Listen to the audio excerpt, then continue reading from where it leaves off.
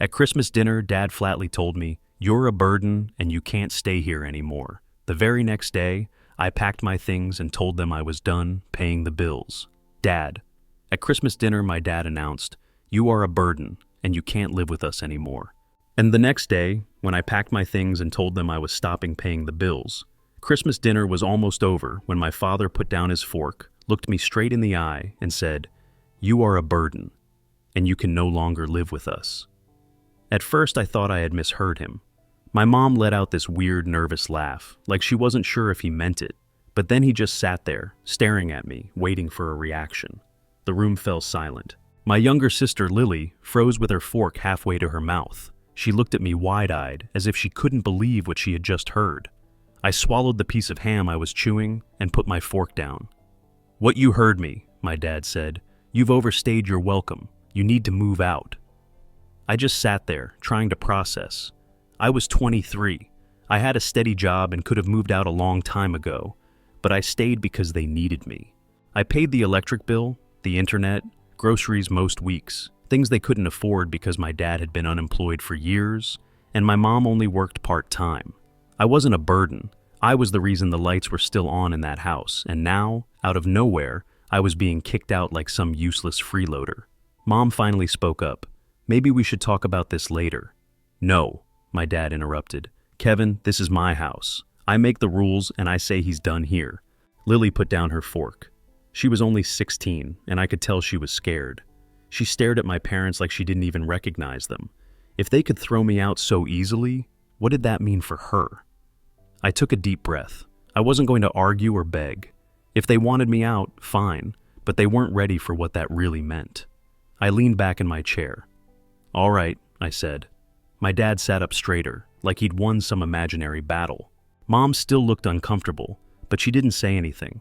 Maybe she was in shock, or maybe she just didn't care as much as I thought she would. I stood up, grabbed my plate, and carried it to the sink. I didn't want to give them the reaction they wanted. Instead, I looked at Lily, who was still sitting there, tense and confused. I gave her a small nod. She was the only one at this table I still cared about. My dad took a sip of his drink as if nothing had happened. Mom went back to picking at her mashed potatoes. Lily kept looking at me as if she wanted to say something, but she didn't. I didn't stay to finish dinner, I just walked out. I didn't say another word that night. I went straight to my room, closed the door, and started packing. I wasn't going to waste my time trying to understand why they were doing this.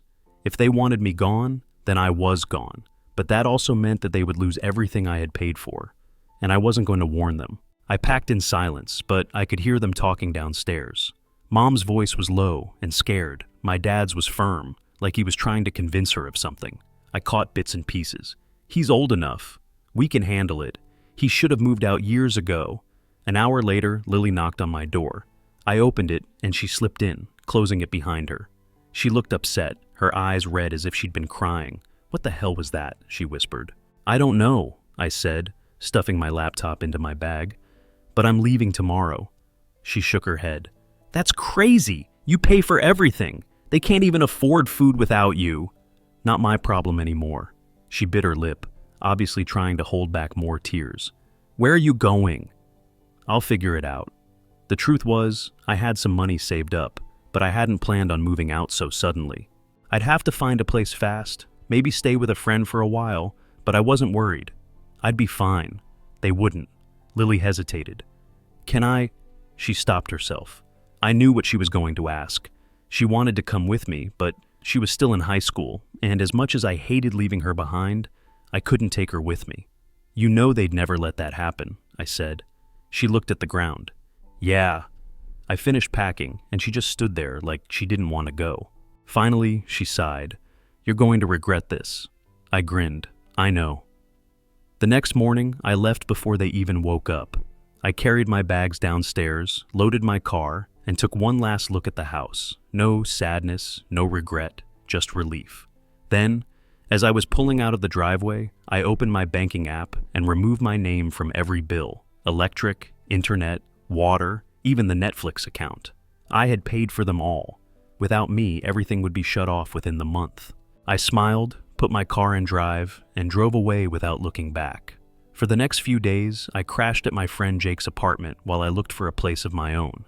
His couch sucked, his dog Max wouldn't stop staring at me while I tried to sleep, and his roommate kept asking if I was staying forever, but none of that mattered because I was free. No more paying for a house I didn't even want to live in.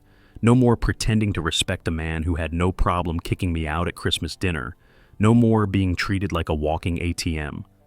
I was finally doing something for myself. Then, 3 days after I left, my phone started ringing.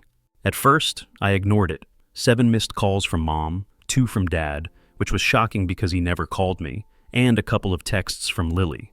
I ignored those 2 until she sent this. "They're freaking out. The power's been cut off." I grinned. They really thought the bills would magically pay themselves. Then another text. "Dad's losing his mind.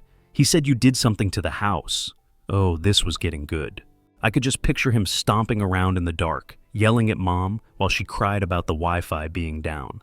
An hour later, another call. This time I answered. The second I picked up the phone, Mom's voice hit me like a hurricane. "Kevin, we don't know what happened. The power's out. The internet's down. The water bill—" "You didn't pay," I said simply. Silence, then in a lower voice. "You paid for these?" I almost laughed. "Are you serious? Who else did you think was paying for them?" "My dad said—" She cut herself off. I already knew. My dad was too proud to admit that he had no idea how things worked. He probably told her that everything was fine, that the house would run like magic, even without me. "Not my problem anymore," I said. "Kevin, please, we didn't mean—" I hung up. I thought that was the end of it. They'd figure it out. Maybe Dad would finally get off his ass and get a job. Maybe Mom would pick up more hours. Maybe they'd sell something to keep the lights on. Either way, not my problem. Then the next morning, I woke up to a message from my bank. "Fraud alert. Suspicious login attempt detected." I sat up quickly, my heart pounding. I checked my email. 3 more alerts. Someone had tried to access my account, and I already knew who it was. I logged on immediately and scanned through my transactions.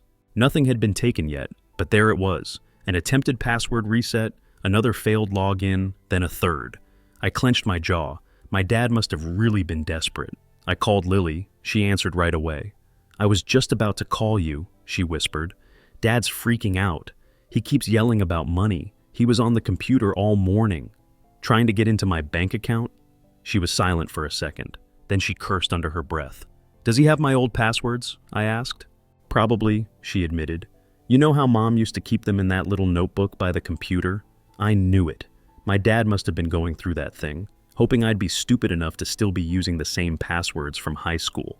"Kevin," Lily whispered, "he's really pissed. I think—" She hesitated. I could hear shouting in the background, Dad's voice, slamming doors, then Mom crying. "I think he's going to do something stupid," Lily said. Lily's words sent a shiver down my spine. "I think he's going to do something stupid." I gripped my phone tighter. "What do you mean? What did he say?" She lowered her voice. "He's saying that you ruined us, that you did this on purpose to screw him. He's talking about calling the cops." I almost laughed. "For what? Not paying his bills?" "I don't know," she hissed. "He's losing it. Mom's crying, says she'll talk to you, but he won't listen. He's saying like he's not going to get away with this, Kevin. I think he wants to go after you." That wiped the smile off my face. I had expected Dad to get desperate, to beg, maybe even try to make me feel guilty, but for him to think he could get revenge on me, that was a whole new level of stupid. "Lock your door," I told her. "If he does something crazy, call me." I hung up and immediately changed every password I had. Bank accounts, email, streaming services, even my Amazon login. Then I called my bank and told them that someone had tried to hack me. They locked my account so tight that even I had trouble getting in for a few hours. I thought that was the end of it. I was dead wrong. That night, Jake and I were chilling in his apartment, playing some stupid game on his Xbox when someone banged on the door hard. Jake stopped the game. "Are you expecting someone?" I wasn't, and I already had a bad feeling. I got up, walked to the peephole, and felt my stomach drop. It was my dad. He was standing in the hallway, fists clenched, breathing like a bull about to charge. "Who is it?" Jake called. I stepped aside from the door. "My dad." Jake stood up. "Dude, what's going on?" Another bang. "Kevin, open the door!" I didn't move. He banged again, hard this time. "I know you're in there. You think you can just walk away from this?" Jake glared at me. Dude, should we? Before he could finish, my dad kicked in the door. That was it. I grabbed my phone and called 911. My dad just showed up at my apartment, I told the dispatcher. He's banging on the door, yelling at me, and he just tried to kick it in. Jake took a step back. Kevin, this is crazy. I met his eyes. Yeah, I know. I held the phone to my ear as my dad kept yelling. You ungrateful little, you think you can just walk away? You owe us. You... Sir, officers are on their way, the dispatcher said. 2 minutes later, I heard sirens, then Dad's voice cut out. A knock on the door. Police, open up! I opened the door just in time to see 2 officers handcuffing my dad.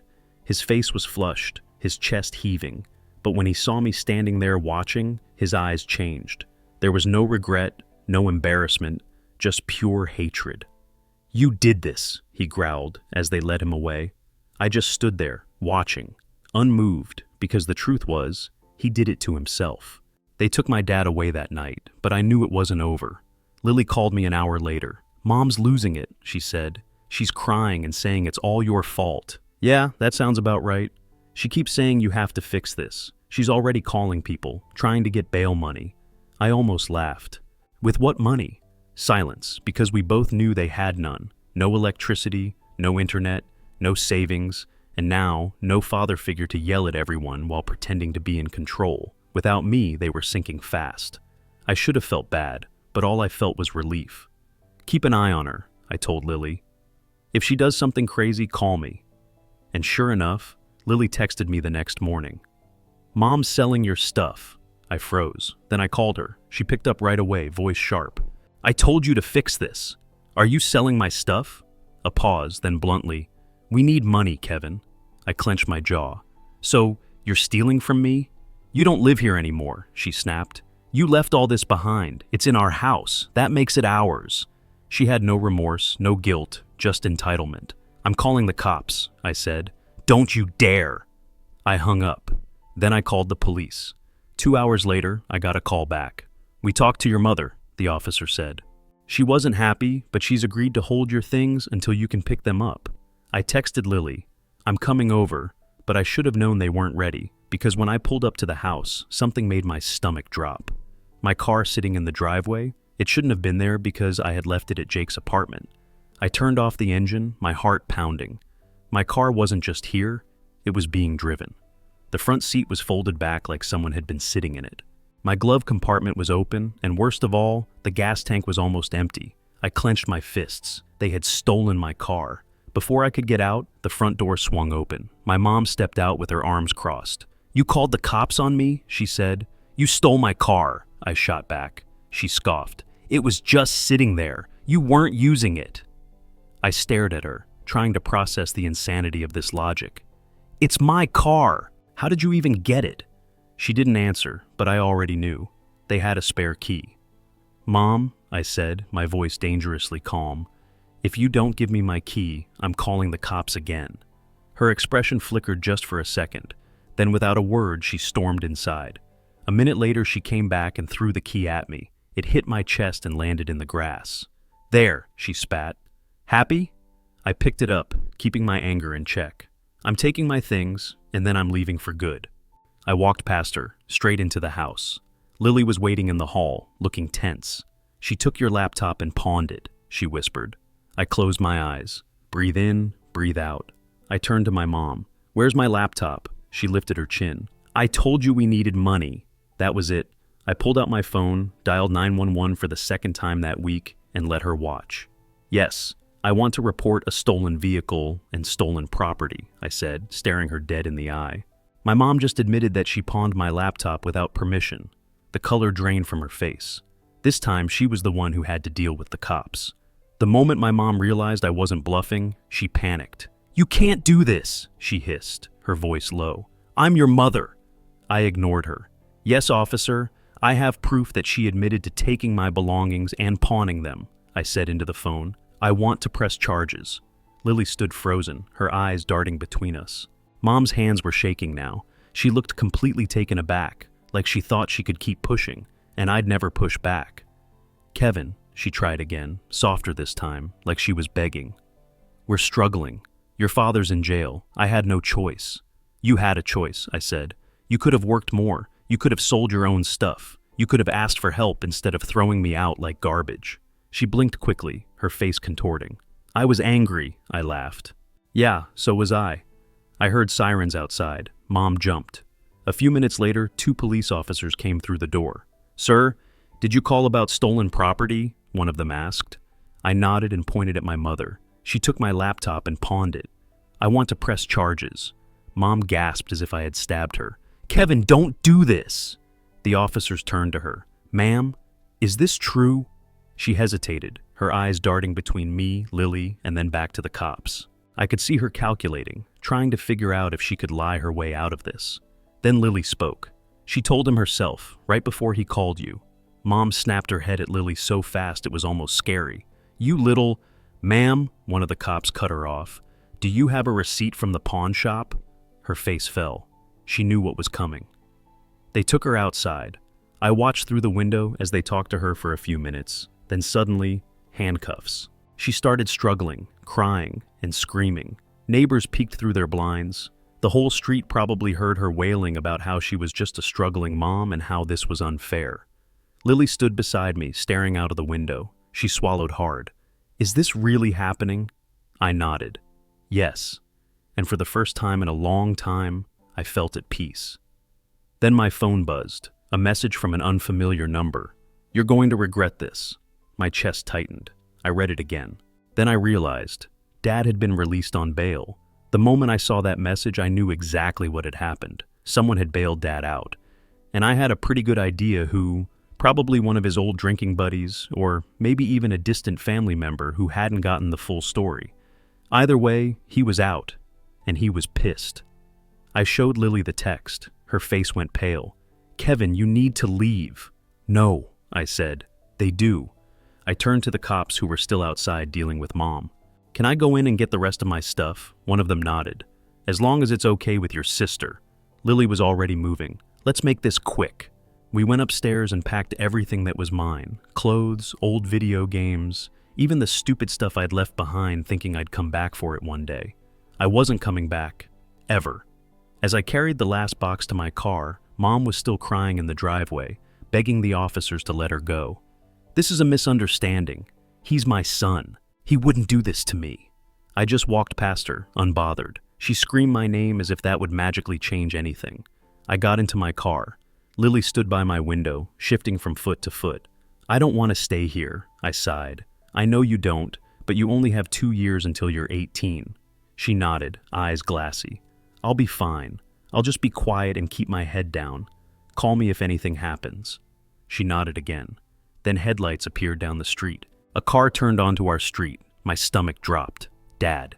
He pulled up just as I started the engine. He barely had time to get out before I put it in reverse and backed into the street. He stared at me, eyes full of rage, like he was about to walk over and try something. I rolled down my window just enough to carry my voice. "If you try to come near me again, I'm filing a restraining order." His hands clenched into fists. "You think you're better than us?" I smiled. "I know I am." Then I drove away. That was the last time I saw them. I blocked my parents' numbers, changed my banking information, moved to a new place, and never looked back. Lily held out for 2 years, just like she said she would. The minute she turned 18, she was gone. She moved in with a friend and went off to college. We still talk all the time. And my parents? Dad never held a job. Mom lost the house a year later. They bounced around for a while, burning bridges with family. And the last I heard, they were renting a rundown apartment in a bad part of town. They tried to reach out to me. Facebook messages, unfamiliar numbers, even letters. I never responded because they made their choice that Christmas dinner, and I made mine.